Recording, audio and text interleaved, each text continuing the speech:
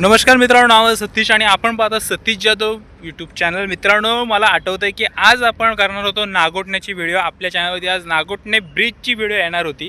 ती व्हिडिओ पूर्णपणे तयार आहे, अपलोडसुद्धा केलेली आहे। पण एक छोटासा प्रॉब्लेम आलेला आहे की आज माणगाव व्यापार सुरू झालेला आहे, म्हणून ती व्हिडिओ न टाकता आपण ही व्हिडिओ टाकतोय। त्याचं कारण आहे ते म्हणजे हे इकडे तुम्ही पाहू शकता की किती ट्रॅफिक लागलेली आहे या साईडला। इकडे तुम्ही पाहू शकता।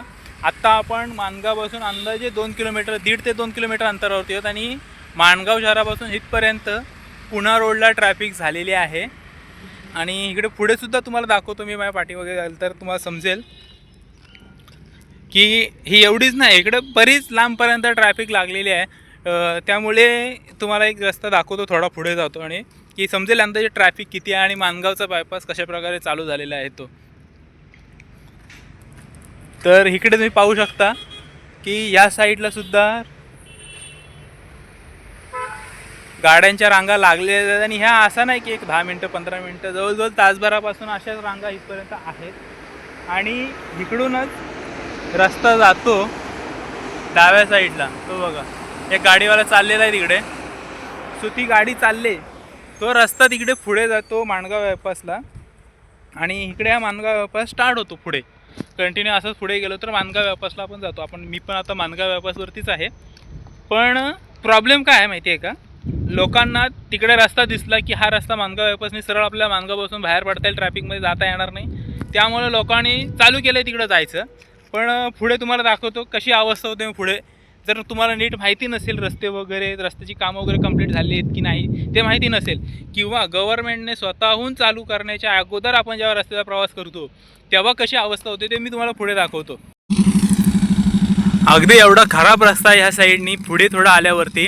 आणि इकडे जर तुम्ही पाहिलात की अगदी छोटा रस्ता आहे, इकडे पाहू शकता की अगदी छोटा रस्ता इथून पुढे मुख्य रस्त्यावरती येण्यासाठी। आणि इकडे ही सगळी लूज मातीसुद्धा आहे, त्यामुळे तुमची गाडीसुद्धा खाली खचू शकते जर जास्त वेटेड असेल वगैरे तर। आणि पुढे तर काही प्रॉब्लेम नाही, पुढे बऱ्यापैकी रस्त्याचं काम झालेलं आहे। पण हा एवढा थोडा प्रॉब्लेम आहे। आणि पुढे एक गोष्ट दाखवतो, पुढे गाडीसुद्धा खाली तुमची रस्त्याला लागू शकते त्या ठिकाणची। आणि इकडे पुढे आल्यानंतर हे अशा प्रकारचा थोडा रस्ता आहे, इकडे लूज खडी टाकलेली आहे, ती हळूहळू खाली खचत चाललेली आहे आणि गाडी खाली लागण्याची शक्यता आहे। काही लोकांच्या गाड्या इथं लागलेत सुद्धा आहेत, खाली घासलेल्या आहेत। मी मगाशी पाहिलं, इथं बऱ्याच वेळापासून इथं बघतोय बघा, इथे गाडी काढायला किती प्रॉब्लेम येते। ज्यांचा ग्राउंड क्लिअरन्स ज्यांचा कमी आहे ना, त्यांना गाडी काढायला खूप जास्त त्रास होतो आहे। आणि सगळ्यात मोठा प्रॉब्लेम म्हणजे काय होतो आहे की पुण्यावरून येणाऱ्या गाड्या, बहुतेक गाड्या असतात त्या जातात त्या म्हणजे देवळागर, श्रीवर्धन, हरिहरेश्वर या साईडला। आणि इकडे जाण्यासाठी तुम्हाला परत एकदा माणगाव शहरामध्ये जायला लागतं। आणि हा जो बायपास आहे तो तुम्हाला डायरेक्ट घेऊन येतो तो माणगावच्या बाहेरच्या साईडला। मग परत इकडून राईट घेत आतमध्ये जावं लागतं उजव्या साईडला।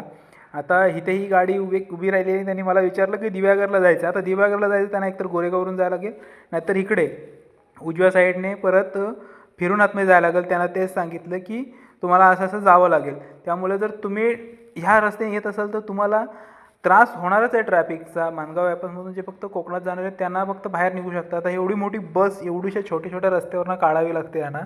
आणि ज्यांचा ग्राउंड क्लिअरन्स कमी आहे त्यांना तर खूप जास्त प्रॉब्लेम होते या ठिकाणी, तर अक्षरशः गाडी खाली घासते।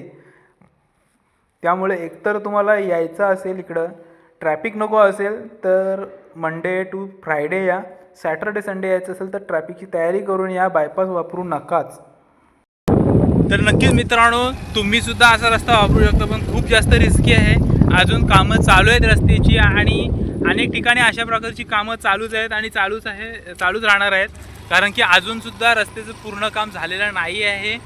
त्यामुळं जोपर्यंत गव्हर्नमेंट थ्रू किंवा जी रस्त्याची अथॉरिटी आहे त्यांच्या थ्रू जोपर्यंत रस्ता व्यवस्थित चालू होत नाही आहे तोपर्यंत तरी सध्या रस्ता वापरू नका। स्वतःच्या जीवाची रिस्क घेऊ नका, गाड्यांची वाट लावू नका, कारण का गाड्या बऱ्याच ठिकाणी खाली घासू शकतात। त्यामुळं इकडे येताना विचार करा, थोडा वेळ ट्रॅफिकमध्ये थांबायला लागलं तरी चालेल, पण माणगावमधून जा, इकडून येऊ नका।